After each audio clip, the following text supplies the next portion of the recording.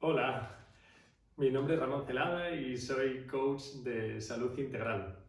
Me dedico a ayudar a las personas como tú a encontrar el equilibrio, a conseguir hábitos que te ayuden a mejorar tu salud, a estar más satisfecha y basándome todo en un enfoque integral, que es en lo que me gustaría, integrativo, funcional, como queramos llamarlo, holístico. Y es justo esto lo que me apetecía centrarme hoy, ¿no? Que es ese concepto de integral. Yo lo resumo en una frase, en una pregunta que hago siempre retórica, que es: ¿todavía piensas que la comida es lo único que te alimenta? Y mi respuesta obviamente es que no, que hay una serie de pilares que son fundamentales y que muchas veces son más importantes porque en realidad nos nutren más que la propia comida que ponemos en el plato. Entonces hoy me gustaría hablaros de esto, de mi filosofía, porque bueno, pues espero que nos veamos un poquito en algunos vídeos más que haremos próximamente y hoy eso, me gustaría transmitiros bien esta filosofía y la importancia que tiene para mí de ir a la raíz de todo.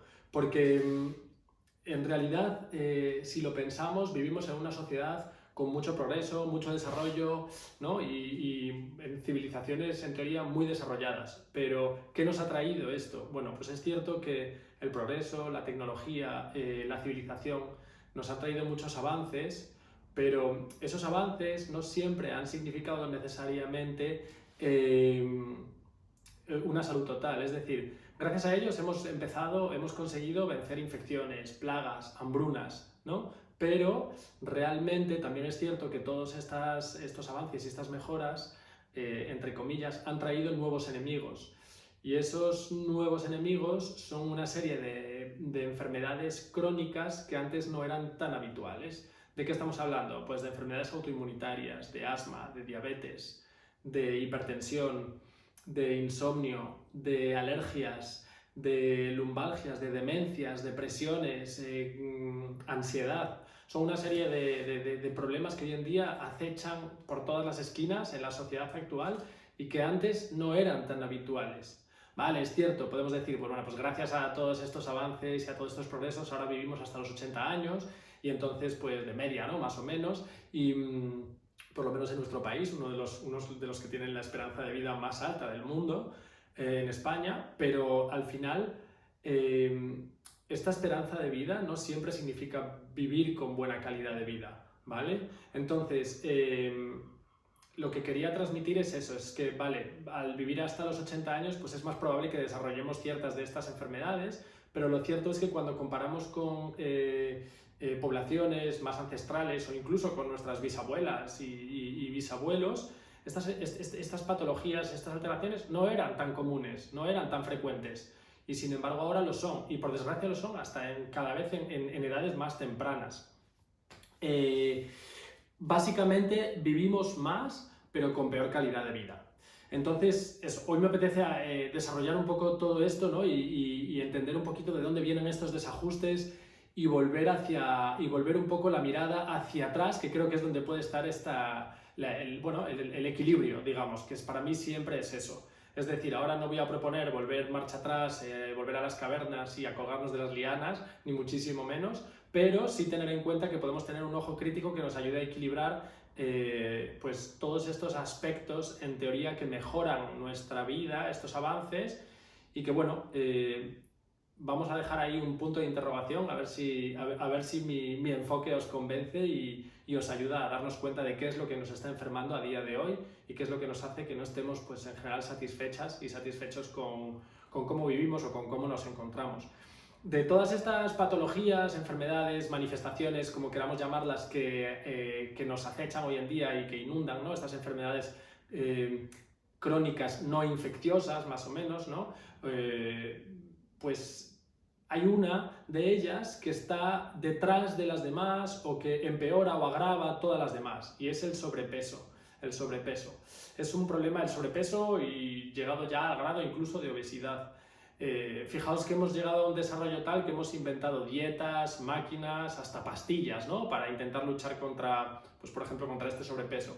Y sin embargo, al final nos vemos en las mismas, ¿no? O sea, en que funcionan durante un periodo corto de tiempo o para personas muy, muy puntuales o realmente ni siquiera funcionan, puesto que es un remedio parche que al cabo de poco tiempo, pues ahí se ha quedado, ¿no?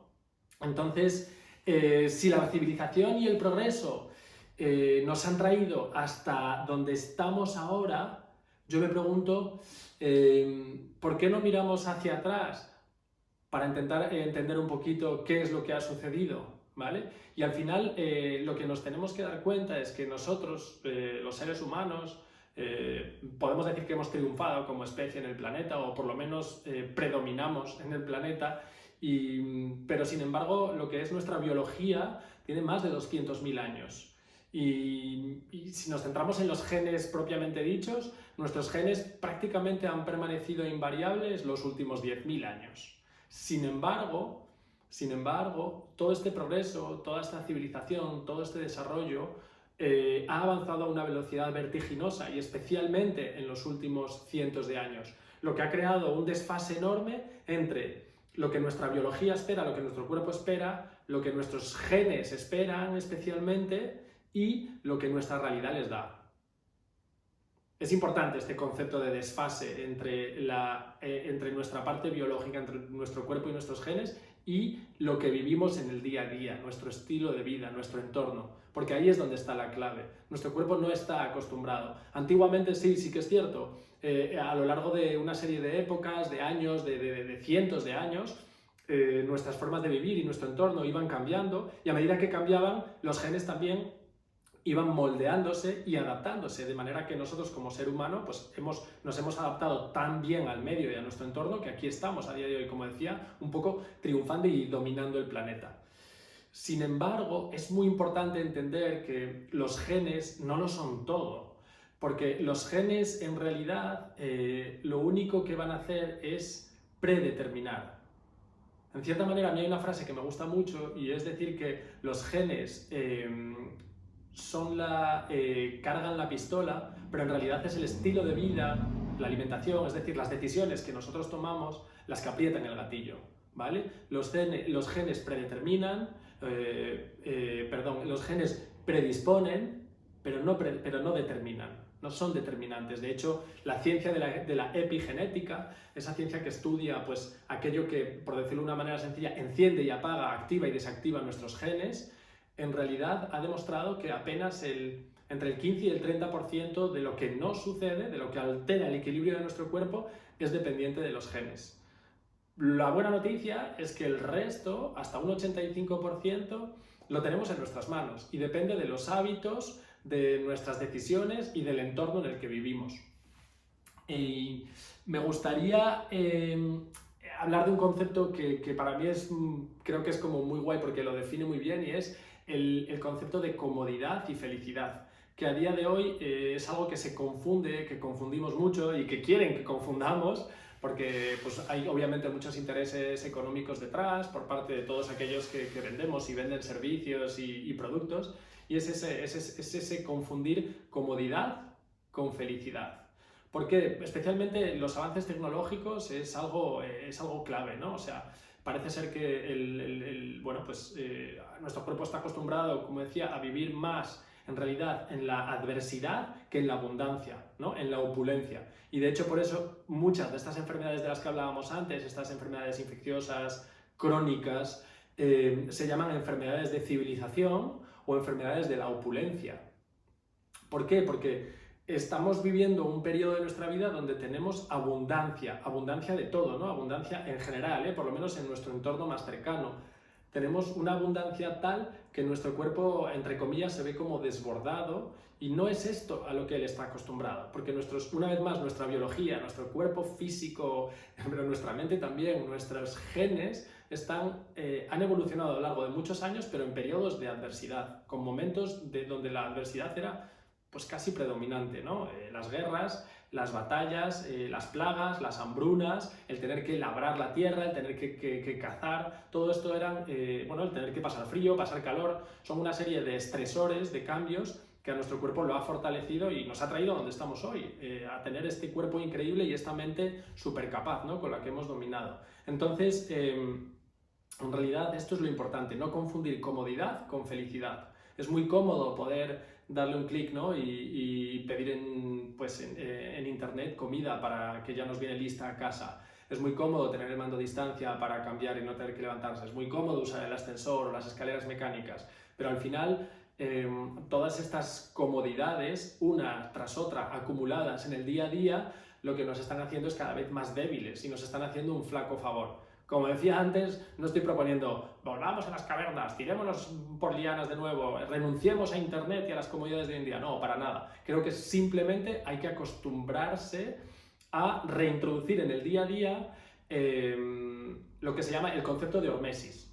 Es decir, introducir estas pequeñas adversidades, entre comillas, ¿no? Como pequeños retos para el cuerpo, obstáculos que lo hagan fortalecerse, que lo mantengan como en alerta, ¿no? Y no se vuelva vago y perezoso y esté como, bueno, pues ese sentido de alerta al final y de pequeños estresores que en su justa dosis con el paso del tiempo nos van haciendo más fuertes. Es lo que se conoce como el concepto de hormesis, ¿no? De un estresor hormético, aquel que en pequeñas dosis acaba provocando que necesitemos hacer una adaptación y en esa adaptación es donde nos volvemos fuertes, es donde está la ganancia.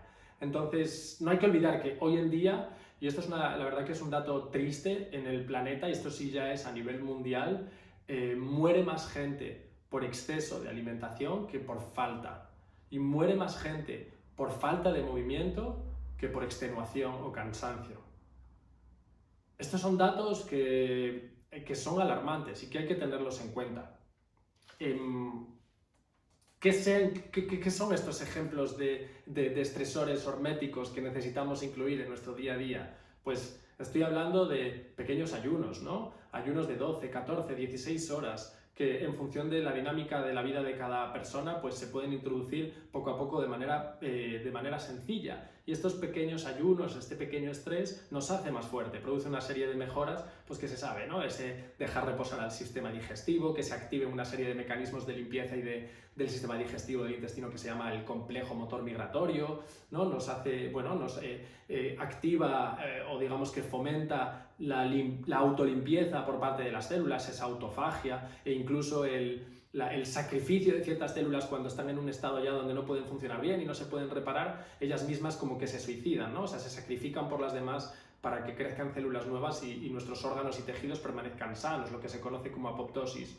Y más beneficios que nos produce el ayuno, ¿no? Sin embargo, si ese ayuno lo prolongamos horas y horas, días y días, nos acaba perjudicando, puesto que nos vuelve más débiles e incluso, pues, quizás hasta nos predispone a la enfermedad. Lo mismo pasa con el ejercicio. Pequeñas dosis de ejercicio son beneficiosas, pero grandes maratones de días y días, pues, en realidad para la mayoría de personas va a suponer un estrés demasiado grande y un problema para nuestra salud.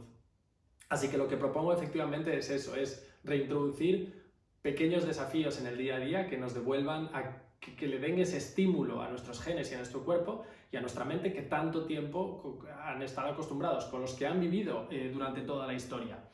Y hay que entender que hay una cosa y es que nosotros no hemos llegado hasta aquí solos. Es decir, los seres humanos no somos individuos aislados. Y ya no hablo, que hablaré más adelante, de las tribus o de las comunidades. No, estoy hablando de que somos ecosistemas andantes y vivientes. Es decir, en el planeta, antes de que nosotros estuviéramos, estaban los microorganismos, los microbios. Y ellos han formado parte de nosotros y nos han acompañado a lo largo de esta evolución y nos han ayudado a estar donde estamos hoy en día. Y no seríamos nada ni somos nada sin ellos. Hay que tener en cuenta que este conjunto de microorganismos que albergamos dentro, pero también fuera, o sea, digamos que el número más amplio se encuentra en el intestino, pero también tenemos en los pulmones, tenemos en la piel, tenemos en los ojos, en la flora de la vagina, ¿no? En la microbiota vaginal, en la boca. Yo creo que apenas quedan partes de nuestro cuerpo donde no tengamos microbiota. Pues esta microbiota, que es el término por el que se conoce a esa flora, ¿no? A ese conjunto de microorganismos o microbios que albergamos, en realidad es tan numerosa que una sola persona alberga a más bacterias, virus, hongos, etcétera, microorganismos, que personas hay en el planeta. No solo eso, o sea, el número de bacterias o de microorganismos, de microbios que una persona tiene, una sola persona, es 5.000 veces superior al número de personas que hay en el planeta. Doy esta cifra que son, pues pensad que en el planeta hay unos 7.000 millones de personas y tenemos más de 38 billones de microorganismos pululando por nuestro cuerpo. Es decir, de hecho sabemos ya que nacemos con ellos. Es decir, que antes se creía que era a través de ese pasaje por el canal vaginal de la madre donde se impregnaba, y es cierto que esa microbiota forma parte de la que luego nosotros desarrollamos, ¿no? Una parte importante de la del bebé, pero ya se sabe que incluso el feto dentro de la mamá ya tiene cierta presencia de ciertas bacterias. Es decir, que vivimos con ellas, nacemos con ellas y morimos con ellas, y vivimos en una situación que se llama de simbiosis mutualista, es decir, que nos ayudamos mutuamente y que nosotras las necesitamos para sobrevivir y vivir bien, y ellas a nosotros también. Realmente somos más ADN microbiano que humano, y esto es muy importante porque se han hecho numerosos experimentos donde a ratoncitos de laboratorio digamos que los vuelven asépticos, les eliminan totalmente, los dejan nacer sin ningún tipo de microorganismo, y se ve que hay muchos deterioros y alteraciones, ¿no? A nivel de digestión, a nivel cognitivo, a nivel de comportamiento, cosas, vamos, a nivel de tendencia a desarrollar más enfermedades. Entonces no nos olvidemos, no hemos venido solos, no estamos solos y no lo estaremos. Y está muy en boga ahora mismo, ¿no? Por la situación actual, intentar eliminar a toda costa todo tipo de microorganismos, ¿no? La higiene, de hecho hay una teoría que se llama la teoría de la higiene, que explica el origen o el fomento más bien de un gran número de patologías, especialmente de alergias, de asma, de rinitis, de dermatitis, problemas de piel. Problemas que en realidad, cuando los entendemos bien, vemos que van a la activación o sobreactivación del sistema inmunitario. Ese sistema inmunitario que está tan ligado a la microbiota. En otras veces podremos entrar en este detalle. Lo que quería decir es que todas estas manifestaciones, todas estas alergias en realidad son muy numerosas y más cada vez, y en edades cada vez más tempranas, porque tendemos a estar alejados de microorganismos más naturales, digamos, de un entorno más natural, con los que hemos convivido la mayor parte de la historia. Sin embargo, convivimos con otros pues, en medios urbanos que no son tan beneficiosos para nosotros, y sobre todo la clave que decías es exceso de higiene a veces, ¿no? Esa necesidad de eliminarlos totalmente, ¿no? Ya desde Pasteur, desde que descubrimos ahí la posibilidad de matar a los bichos con la penicilina, pues ya vimos que parecía la solución a todas las enfermedades, ¿no? Y efectivamente, gracias a las vacunas y a los antibióticos hemos mejorado, y mucha gente ya en nuestro entorno, la mayoría no muere de infecciones o de problemas infecciosos, ¿no? Sin embargo, son todas estas patologías, manifestaciones crónicas las que nos van debilitando y quizás no nos matan, pero nos hacen vivir con muy mala calidad de vida. Y que hay que entender que en realidad, en vez de luchar indiscriminadamente contra todos estos bichos y buscar la higiene total y desinfectarse constantemente, lo que tenemos que entender es que de todos los microorganismos que se han estudiado en el planeta y que se conocen, solo un 2% son patógenos para nosotros.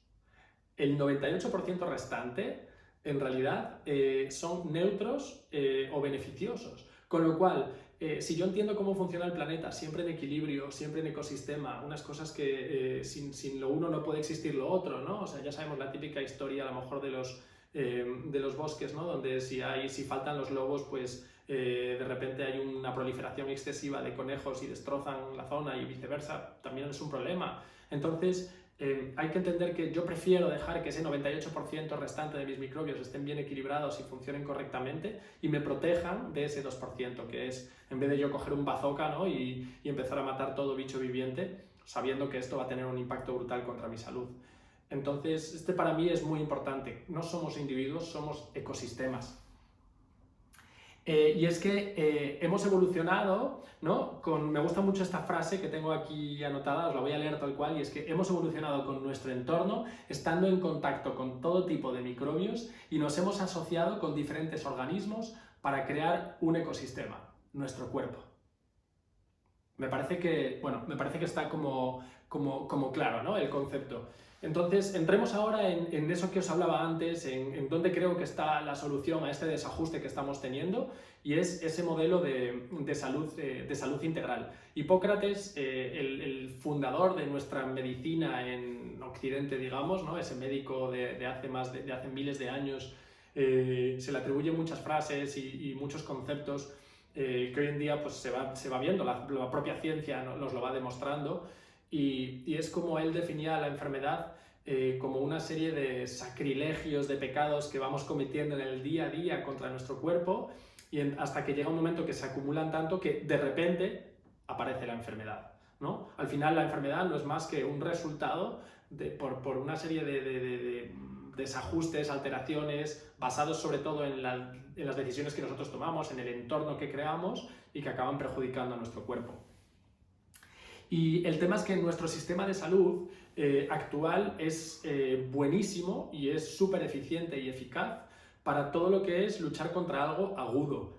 Para lo que puede ser, o sea, obviamente si yo me rompo una pierna, me pegan un tiro o tengo un accidente de coche, nuestro sistema de salud es brutal porque las intervenciones en ese caso nos salvan la vida y nos pueden dar una calidad de vida increíble. Sin embargo, se ve muy debilitado, se ve muy impotente, y creo que en esto vais a estar de acuerdo conmigo, se ve muy impotente ante lo que son estas enfermedades crónicas, estos procesos degenerativos ante los cuales nos da un remedio parche, una medicación que en el mejor de los casos atenúa los síntomas, cuando no crea otros por otro lado, ¿no? Y empezamos con ese círculo vicioso de te doy esta pastilla para esto, pero esta para compensar lo que esa hace y esta para otra, ¿no? Y acabamos, pues bueno, yo tengo un ejemplo muy cercano en la familia, ¿no? Donde incluso sin haber cumplido siquiera 70 años, acabamos polimedicados y sin saber muy bien, pues en realidad, qué pasa con todos esos medicamentos que se toman a la vez con ese efecto cóctel, ¿no? Y sobre todo,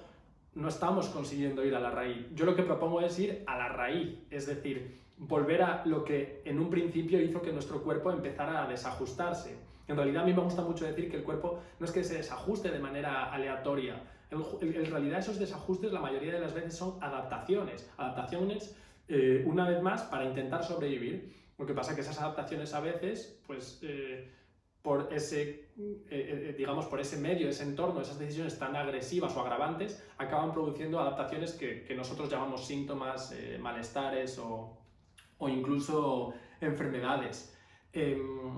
Entonces, yo propongo un enfoque diferente, un enfoque integrativo, donde vayamos a la raíz y donde entendamos que todas estas enfermedades no es un síntoma, una pastilla, un problema, una solución, son multifactoriales. Por lo tanto, tenemos que tener un enfoque también integrativo, integral, que integre los diferentes factores como parte de la solución.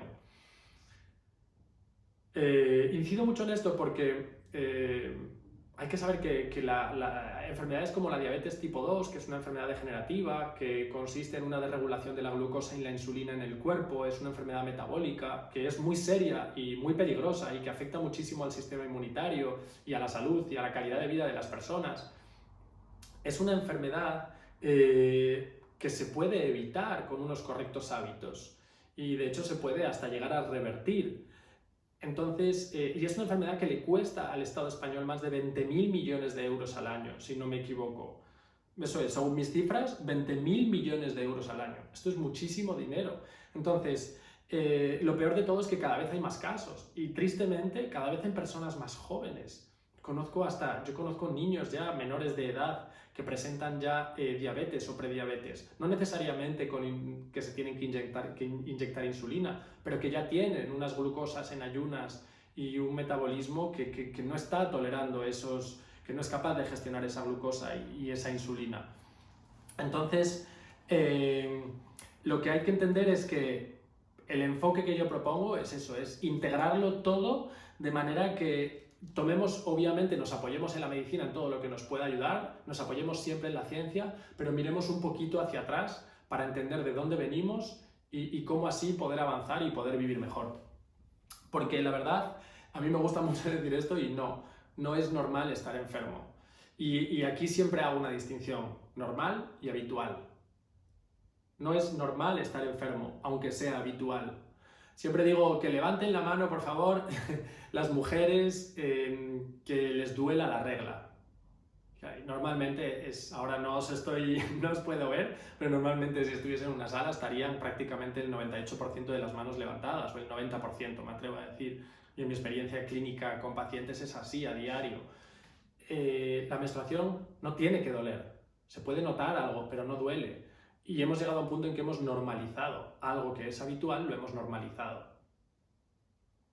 No es normal estar enfermo, aunque sí es habitual. Hemos normalizado cosas tan, pues que os parecerán tan normales como que alguien de repente saque del bolsillo o del bolso una pastilla y se la tome porque le duele la cabeza. O porque saca un Orfidal porque está muy cansada y necesita relajarse y dormir, ¿no? Sin embargo, eso no nos extraña y no nos llama la atención, pero si estamos con alguien, y siempre digo esto, ¿no? Y de repente se saca una zanahoria del bolsillo para comer, nos hace gracia, ¿no? Hasta qué punto hemos llegado a normalizar la enfermedad y la medicación. Y la verdad es que si lo pensamos, si yo tengo una dermatitis, no creo que sea por carencia de cortisona. Si tengo una gastritis, no creo que sea por una falta de omeprazol. Por cierto, uno de los medicamentos, el medicamento number one en el top del ranking de España.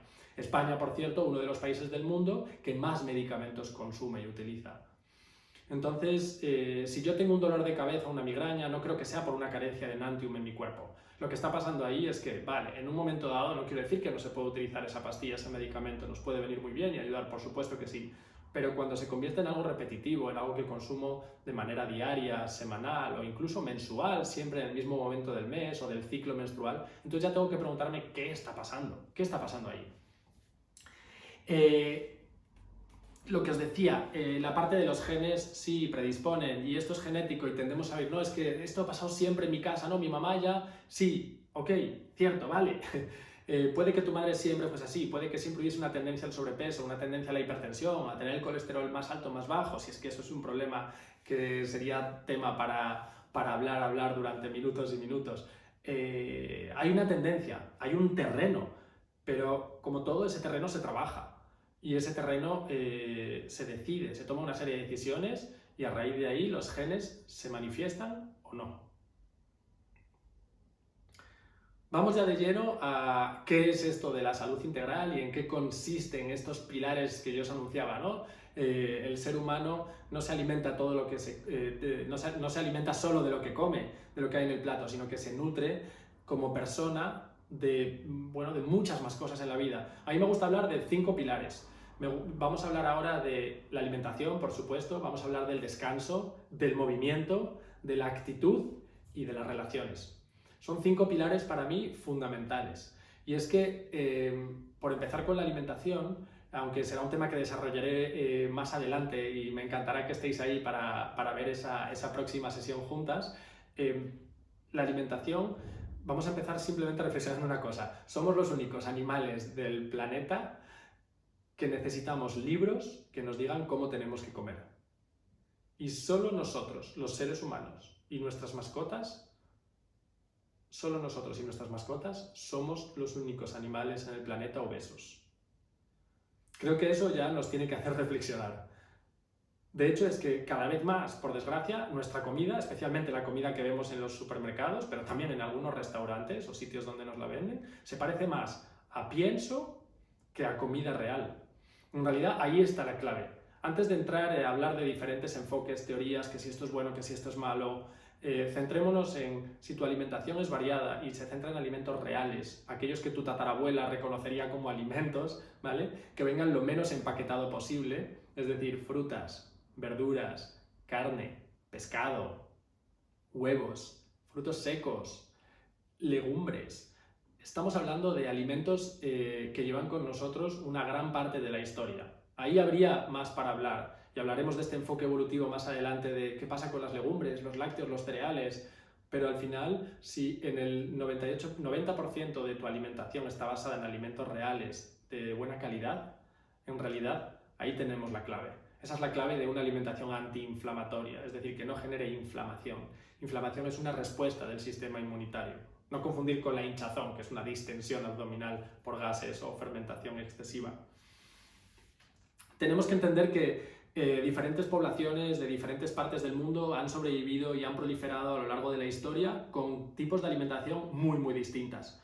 Por eso digo, desde una carnívora, prácticamente carnívora en ciertas zonas, hasta quizás prácticamente herbívora o a base de fruta en otras. Pero al final todas tenían algo en común y es que comían alimentos prácticamente no modificados, tal cual aparecen en la naturaleza.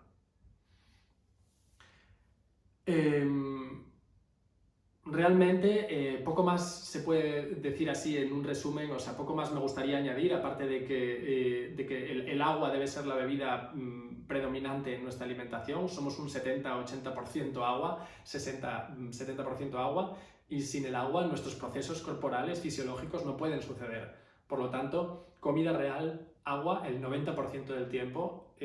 Habrá momentos donde será el 80%, pero dejémonos ese margen, ¿no? Siempre lo digo como el chocolate. Hay momentos donde necesito un chocolate del 80, incluso del 70 veces, y momentos donde estoy guay con el 90. Entonces, ese porcentaje del 10-20% de alimentos que quizás no son tan naturales y en principio tan beneficiosos, pueden tener cabida cuando tenemos un equilibrio. ¿Un equilibrio con qué? No solo con la alimentación, porque la alimentación es una pata de la mesa, pero tenemos más patas en la mesa, y si una falla, la mesa está coja, y lo que tengo encima de la mesa se me cae. Hemos hablado de alimentación, movimiento. No podemos, lo mismo, somos la única especie en el planeta que hacemos ejercicio, tal cual. El resto, es decir, lo que hay que entender es que el ejercicio es opcional, pero el movimiento es vital. Estamos hechos para movernos, hemos evolucionado moviéndonos, de pie. Para algo tenemos dos patitas, ¿no? Como digo yo, bueno, aquí me veis sentado, pero como digo yo, no tenemos en principio, un pandero enorme para estar sentados constantemente, ¿no? Ni unas manos gigantes para estar agarrados o colgados como otros animales. Hemos evolucionado, nuestro físico se ha adaptado a nuestro entorno y a nuestras necesidades.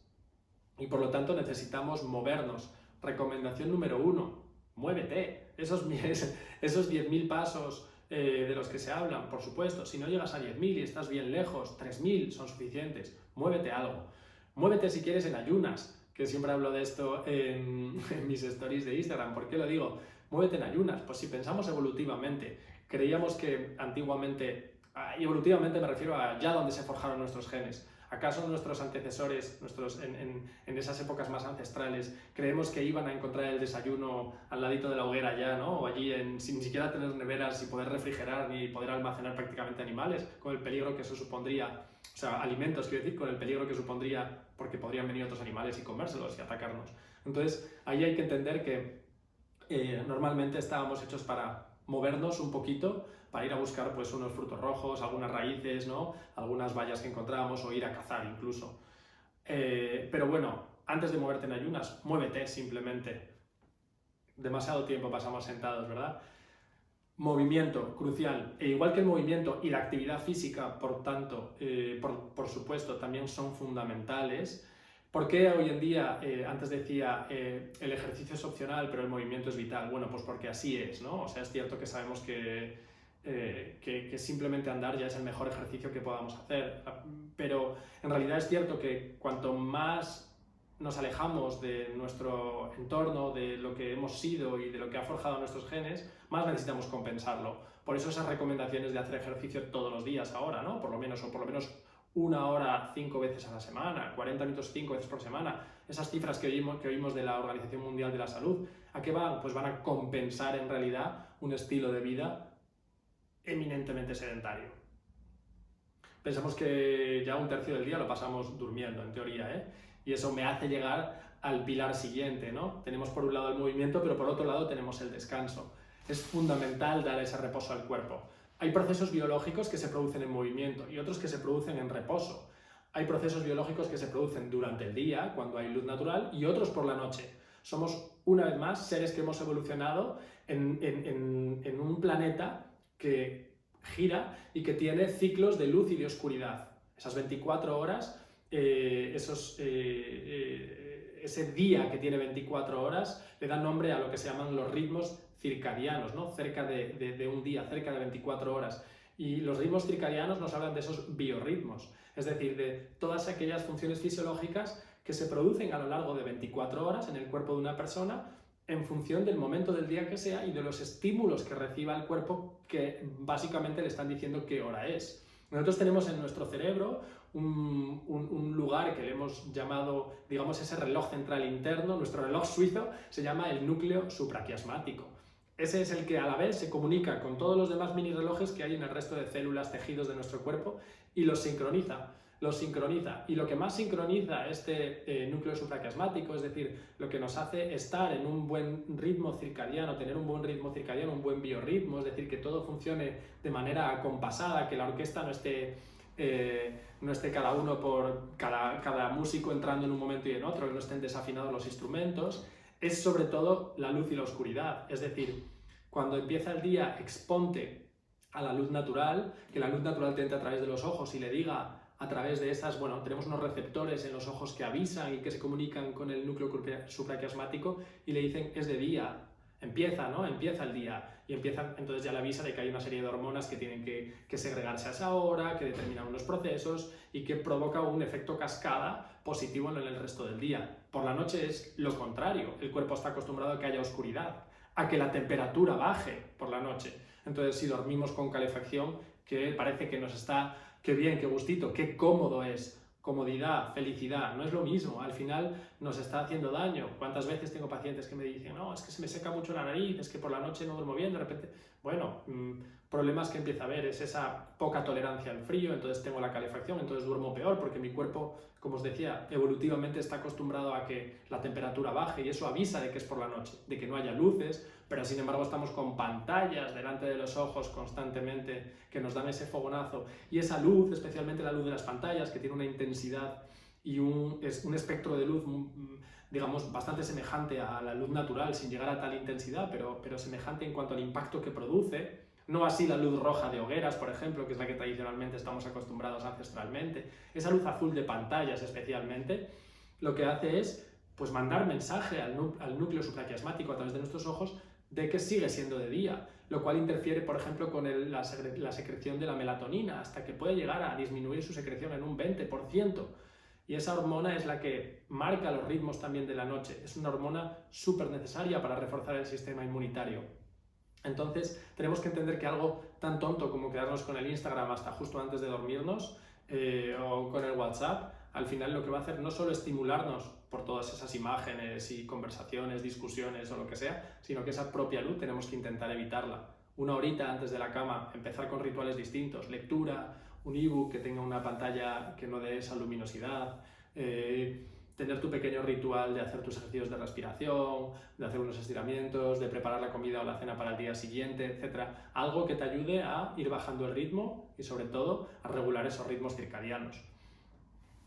Hemos hablado de alimentación, hemos hablado de movimiento, hemos hablado de descanso y no podemos dejar de hablar de la actitud. En realidad yo en la actitud ahí meto, en realidad es un cajón un poquito más grande donde meto el estrés y donde meto las emociones. Al final la manera en la que nos tomamos las cosas que nos suceden, ahí está la clave. Es decir, ¿por qué una misma persona, por qué dos personas o tres tienen una misma experiencia, pero de esa experiencia derivan significados distintos o historias totalmente distintas? Porque si yo voy a ver una película, a ti te gusta y a mí no, a mí me hace llorar y a ti reír, o a ti directamente no te hace gracia, porque digamos que tenemos una serie de filtros, de preconfiguraciones que vamos generando a lo largo de nuestra vida y que nos hacen reaccionar, responder ante los estímulos externos, ante la realidad que sucede de una manera o de otra. Y eso podríamos decir que es inmutable, pero no es cierto, puesto que se puede trabajar. Se puede trabajar y la manera al final en la que nosotros reaccionamos ante lo que nos sucede tiene un impacto físico, fisiológico sobre nuestro cuerpo que es súper importante. No podemos dejar de lado algo emocional. Yo no puedo dejar de lado cuando viene una persona a que yo le ayude a cambiar hábitos y me dice que le duele el estómago, que tiene unas digestiones muy pesadas, que se hincha, y dices que no te puedes imaginar cómo fenomenal, pero es que me hincho y resulta que es que a lo mejor come muy acelerada o delante del ordenador siempre, está muy estresada constantemente o lleva una época horrible por algún disgusto o lleva un año encerrada en casa en una situación muy atípica como ha sido este año, ¿no? Y hemos empezado a ver que ha habido personas que han podido relajarse y personas que todo lo contrario, ¿no? Y incluso nosotras mismas hemos pasado por momentos distintos a lo largo de todo este año. Hay que entender que las emociones, al final, y el estrés, que es nada más que una respuesta de nuestro cuerpo ante un estímulo, el problema es cuando están cronificadas, cuando no les damos atención, cuando no les damos espacio, cuando las suprimimos, ¿no? Y siempre digo, deprimir, echar hacia abajo una emoción, al final, ¿qué es eso? Una depresión. Entonces, ojo con no dar voz, no dar espacio y no prestar atención a esas emociones, a esas sensaciones físicas que acompañan. Simplemente dar ese espacio y dejar que estén ahí. No distraerse, no buscar la distracción o la manera de que no me duela, no me moleste, no lo piense, no lo sienta. Intentamos evitar eso y al revés, le damos espacio, vamos al cuerpo y dejamos que se manifiesten. Yo siempre le digo que cada sensación física y cada emoción es como una niña o un niño pequeño que llevamos dentro, que seguro que tenéis algún hijo, alguna prima, algún sobrino, algún niño que conocéis al que le tenéis mucho cariño. Imaginaos que llega llorando, desconsolado, como lloran siempre, ¿no? Porque les parece que es el final del mundo todo lo que les sucede. Y la diferencia que hay entre que lleguen y simplemente los acojas y le prestes atención, sin decirle nada especial, simplemente atención, al cabo de un momento se encuentran bien, se van y todo va bien, ¿no? Porque hemos dejado que se expresen, les hemos prestado atención. Sin embargo, podemos al revés, decirles, bueno, no pasa nada, no te preocupes, no ha sido nada, ¿no? El no ha sido nada, no te preocupes, no, con lo joven que eres, no, ya verás cómo no es nada, no te preocupes. Ese no te preocupes, ese no pasa nada, ese no dejar que lloren o que expresen sus emociones, al final lo que está haciendo es indicarles que no importan, que las emociones las acallamos, ¿no? No les damos importancia. O no se lo digo directamente, pero le doy un iPad, ¿no? Para que no... Bueno, al final todo eso son mensajes. Mensajes a ese niño, a ese niña interior, si quieres llamarle, o a esa parte de ti. Cuando yo estoy enfadada o estoy nervioso o estoy irritado o triste y no me permito darme espacio o compartirlo con alguien para poder vivirlo, sentirlo, al final lo que estoy haciendo es decirle a esa parte de mí que no es importante. Y al final eso, pues ese niño acaba, digamos, creciendo, entre comillas, pero con una educación que, bueno, que el día de mañana, pues me va a salir, no sé muy bien por dónde, ¿no? En forma de síntoma, en forma de enfermedad, si no le hago caso durante muchos años. Las emociones son fundamentales y diría que dentro de los pilares o de los factores que más influyen en las enfermedades y en el desencadenar de patologías son las emociones y ese estrés continuado y crónico. Ese estrés puntual es necesario, es evolutivamente lógico, ¿no? Necesito estar alerta, necesito energía, pero cuando ese estrés es pum, pum, pum, día tras día, y es un estrés, digamos, sobre todo de cosas que son esperadas, que no necesariamente suceden, ¿no? Más bien la percepción de la realidad es lo que me desgasta y me agota y me enferma. Para llegar esto a, en realidad, algo que hablaba al principio y decía que esas relaciones humanas, somos seres gregarios, somos seres comunitarios y estamos acostumbrados y estamos hechos y hemos evolucionado viviendo en tribus. Y de hecho, tradicionalmente, evolutivamente, aquel que se quedaba sola o solo acababa muriendo, tenía muchas menos posibilidades de sobrevivir. Entonces, sea tu familia, sea tu pareja, sea tu familia de sangre o la que tú has generado, tus amigos, tu tribu, sea por aficiones, por trabajo o por simplemente contacto directo, vecindad, necesitamos ese contacto humano. No lo perdamos, creo que es algo que todos nos hemos dado cuenta y más en estos últimos meses. Somos seres que necesitamos de ese contacto. Y ese contacto lo necesitamos no solo con los seres humanos que nos rodean, sino también con todos los seres vivos, animales o vegetales. La naturaleza, venimos de la naturaleza y estamos conectados con esa naturaleza y es el momento en el que nos desconectamos cuando empezamos a ver que los desequilibrios aparecen.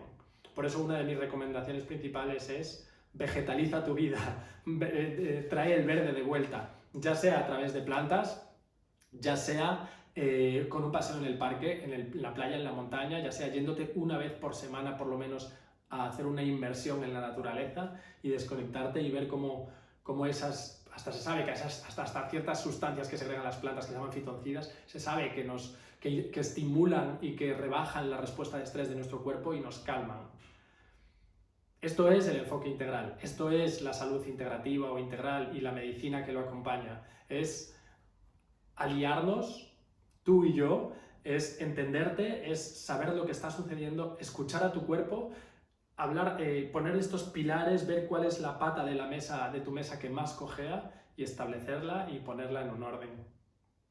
Espero que hayas disfrutado esta charla barra chapa que te he dado hablando de esta salud integral y de este enfoque evolutivo, siempre apoyado por la ciencia y por el sentido común, que son mis 3 filtros fundamentales para entender si algo yo lo voy a aplicar o no, ¿no? Siempre me gusta ver qué dice la ciencia, qué dice, tiene sentido evolutivamente hablando, mi bisabuela, era normal eso, o evolutivamente el ser humano, pero luego siempre el sentido común. Mi sentido común me dice que también lo acepta, pasa por ese filtro, muy bien, tengo esos 3 filtros, ya ha sucedido, ya ha pasado, entonces lo pruebo, veo si me vale, si no me vale, si aplica para mí ahora o quizás para el futuro y me lo guardo.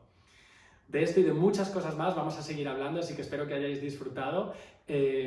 Aquí estoy, Ramón Celada, coach de salud integral, y muchísimas gracias por estar ahí.